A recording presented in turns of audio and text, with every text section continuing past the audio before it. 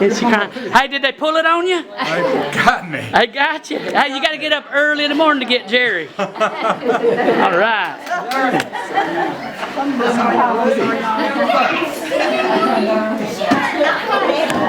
That's a good one. Pull it off. That worked good. So y'all got him, huh? Oh, that's good.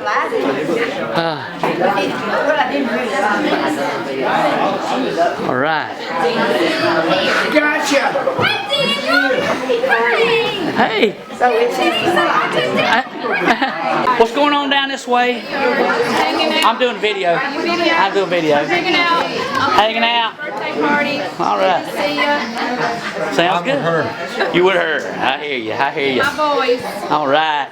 What's going on, boys? You boys know how to hang sheetrock? I hope so. Yeah, I do. Kind of. All right. I saw Grandpa did it. It's in the blood. It's in the blood. All right. What are you talking about? All right. We're getting ready to hear a couple of stories. Some things about old Jerry Jenkins, the world famous Jerry Jenkins here. All right. All right. Who's gonna say something? All right. Alright. I'll just move around wherever you're at. Go ahead. I'll just either way. Gotta face him. Okay. I know you probably will remember this, maybe, but when I was really little, Mom and Dad, James and Jackie, always took us to Broadway Lake to Muldrow Park to go swimming.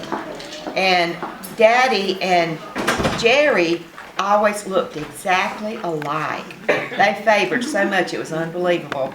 And so Jerry and Daddy was out in the lake swimming around, and I wanted Daddy, and I kept hollering, Daddy, Daddy, come get me. And it was Jerry. And I swear, I thought that was my daddy out there. And I just wanted him so bad. So Jerry, you have always been one of my favorites in the world because you just remind me so much of my daddy. Well, cool. All right. All right. Who's next? Come on now. Here you go. Here you go. I'll tell one. Here, just hold that a second. All right. I remember I was a little kid. Me and Sharon and Daddy was gonna go flying with Jerry. First off, he said he's gonna be flying over. Daddy was so excited, and he said when he flies over low, you'll see him. He's gonna wave his wings, and I'll never forget that. So you inspired me to fly back then.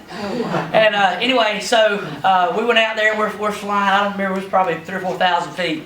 And Jerry was going to do a, what do you call it when you just do a stall? Stall, yeah. Oh. Okay, and he said, he looked back and said, does everybody agree to this? You know, made sure everybody was agreeing. He pulled that thing up into a stall, I'll never forget. Belly just floating in the air. Oh, so that was something that I'll never forget. That just inspired me so much, you know. That and Joshua took Jerry for a ride just less than a year ago in the helicopter, which is so cool. And Jerry gave Joshua his flight jacket, so that'll be something that'll always be around. But Jerry has always been the smart one of our bunch. If Daddy ever needed anything done, he said, "I got to call Jerry. I got to call Jerry." So and he's still. And I appreciate you helping Mom out so much. I want to know what you done with your stomach. Well, if after he scooped us back up, it could have landed back in my belly again. It's got his flight hat. But I just want to make sure my hat still fits. oh yeah, your head's too big now. I doubt that. But you know, there's so many stories that Jerry's done with scuba diving and all this stuff. That's just I don't say that jokingly. He really has inspired me with my whole way that I am. I believe. Yes. But anyway, that's my thing. I got way more, but I ain't got time to tell it right now. All righty, that was fun, wasn't it, Jerry? Well, I'm glad I could do it for you there, son. You needed to be educated. I needed to get you away from the truck driving thing, you know. Get in there. Feet off the ground. Take me a little higher. That's right. That's exactly right. That's right. But Jerry actually, really, since Daddy's been gone for so many years, it's been what? How many? 10 years. That Jerry has actually been like a second father to me. That I know he's always there to give me good wisdom if I have any questions. But I appreciate that, Jerry. Well, something's happening to keep me alive this long. That's right. You're still needed around here. All right. Since we're talking about airplanes, I've told this story probably many a time.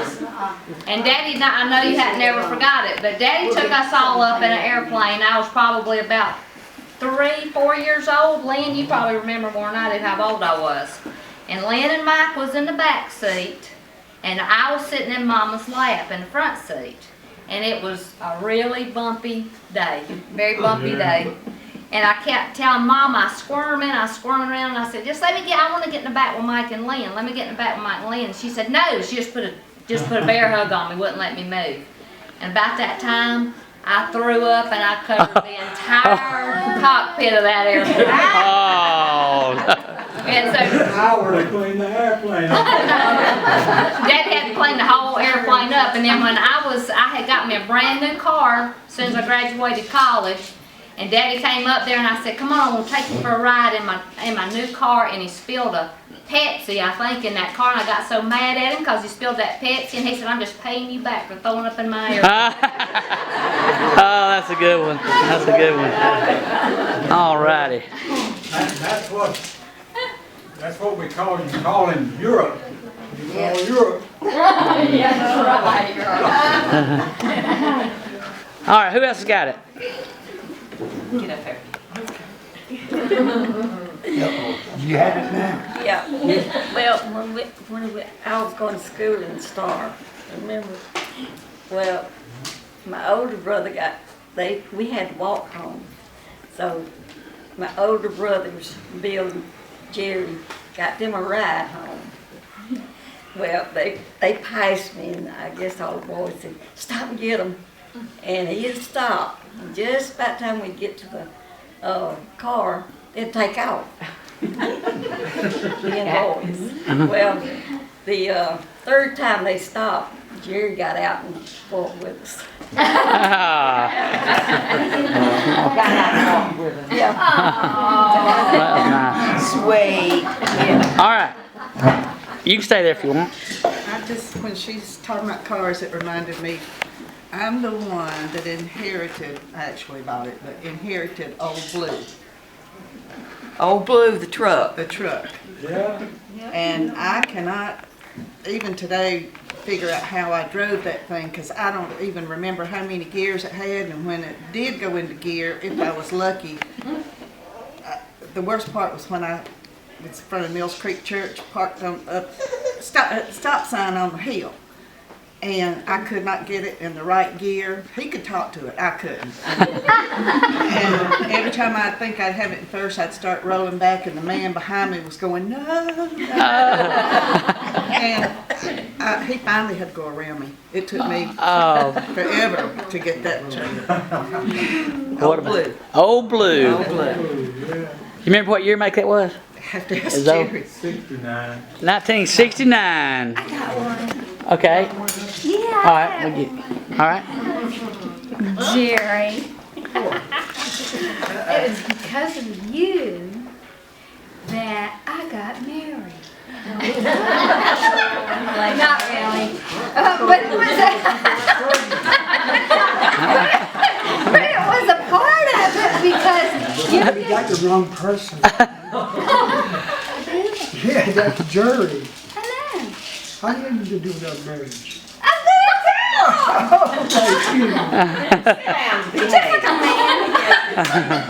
No, you gave Richard the Plymouth, the old blue Plymouth. And it had something wrong with it, and it smelled like gasoline all the time. Yeah. And we were dating. We were dating, and I don't know where we had gone, but it really smelled horrible. And Richard had to get out. I think we ran out of gasoline. And when Richard got back in the car at that particular aromatic moment, he proposed. And I accepted. So thank you. Well, that's for a good story. For that old, My fault. thank you for that old. What was it called? Plymouth. It was a blue Plymouth. Got memories on that one. All right, you had something. Yeah, I remember when Jerry came home from service and he had all these cameras, great cameras. So that were outside at our house on I Street. And here was Daddy with the golf clubs and Uncle James with the golf clubs and and Jerry was filming all this and probably still has the film somewhere because I've seen it a couple of times since then. And Daddy took a swing at it and hit the ball, and then Uncle James took a swing at it. He goes this way, and then Jerry shows that the ball has a ball. Oh, that's good. That's good. James is up there looking for that ball, and I panned back down here to the ball that was laying on the floor. He missed it completely. Well, now I'm gonna tell you, James Handy was one more daddy to me. I mean, he was as good as any daddy because I learned a lot from him. And Clarence Hamby, James and Clarence Hamby raised me. And I'm gonna tell you, Clarence taught me how to ride the bicycle and pushed me off down the hill, and I had my feet through the frame of the bicycle and was pedaling through it. I don't know how I was doing it, but I had my left leg through the frame of the bicycle and pedaling the thing. And when I got all the way down to the bottom of the hill, and I turned the corner and I started back up, and I was coming up to where Aunt Grace used to live. Aunt Grace was, her house was down there on another street.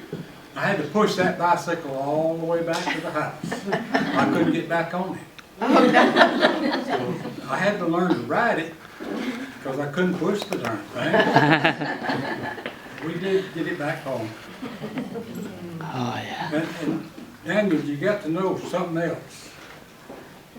Down there at 29 Wilkerson Avenue,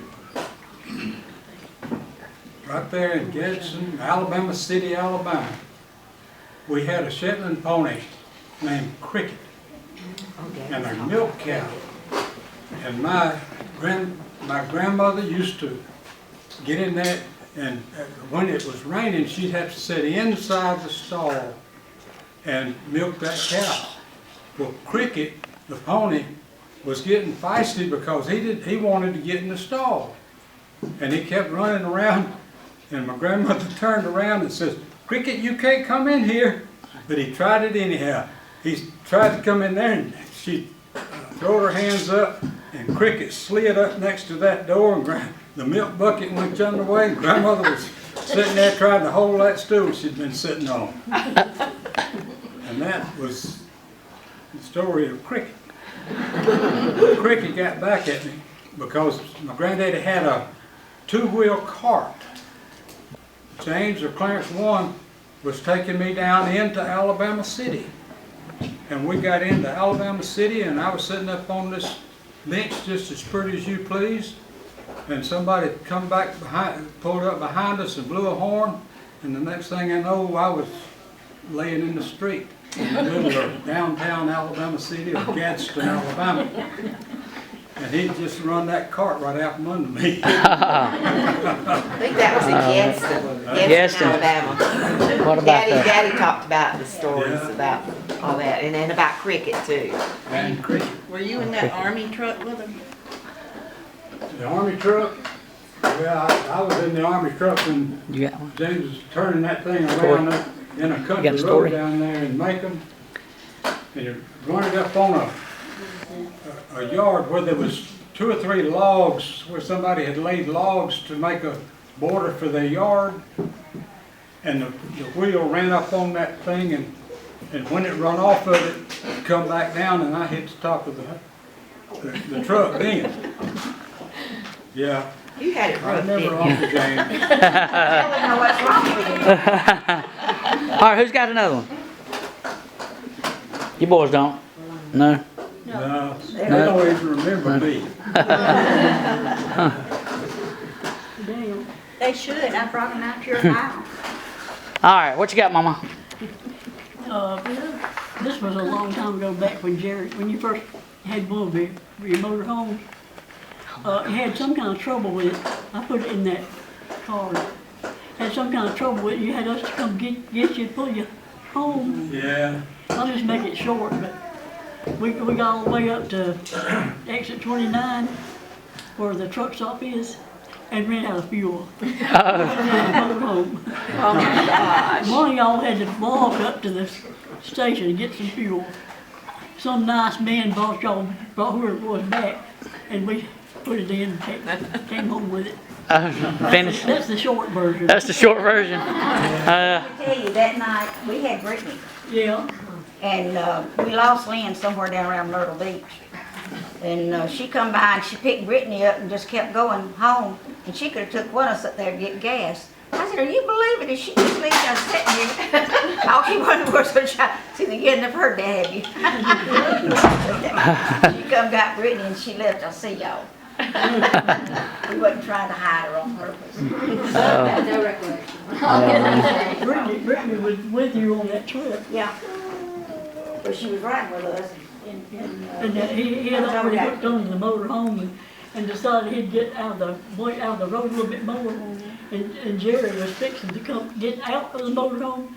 And when you move it, it felt like the ground moved. He like to fell right under it. And Brittany was having a fit. Going over my granddaddy. Oh man. All right, who else got something? That one Steve. I can tell you I one forgot about to mention on that was at night. All right, all right, that's worth something. okay. I had transferred from Tennessee from Georgia to Tennessee, and it put me in the same unit that Jerry was in. And we got to Hawaii, because I'd go on a trip he had.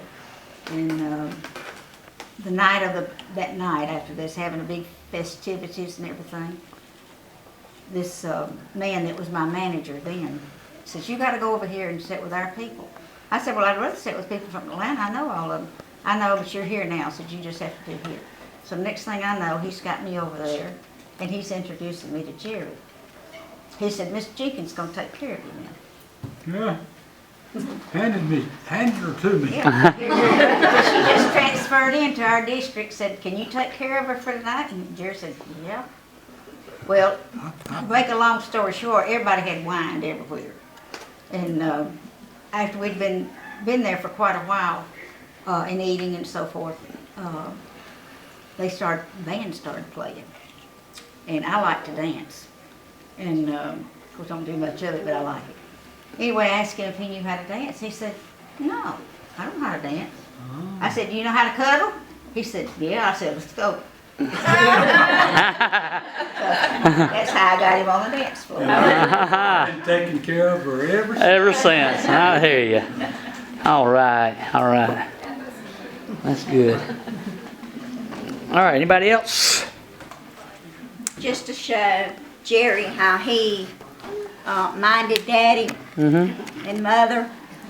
We was on our way home from somewhere in the car, and Daddy let Jerry drive. But he told him when he get down to the bridge, don't turn. I'll do the turning.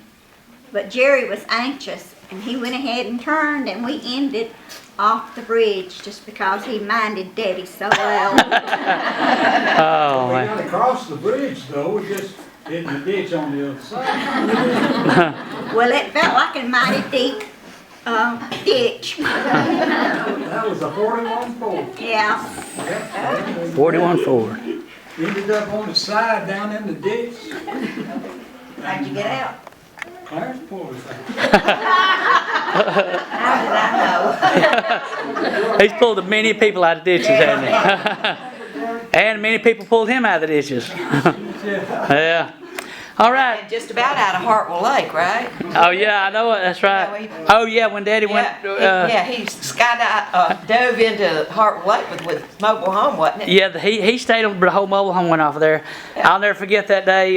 Mama called me. She said, he's done it now. He done about run off the bridge. Oh, man. He made the news for that. Yeah, in fact, the bad thing was they showed it on Channel 4 as far as I went up to Asheville for months and months. Daddy said, ooh, there's that video again on there. I said, Daddy, that's not good advertisement. Oh, man. All right, anybody else? Well, Jerry, We appreciate you, buddy. Yes, we do. I appreciate everybody coming out to see us. All right. I don't feel a day over 79.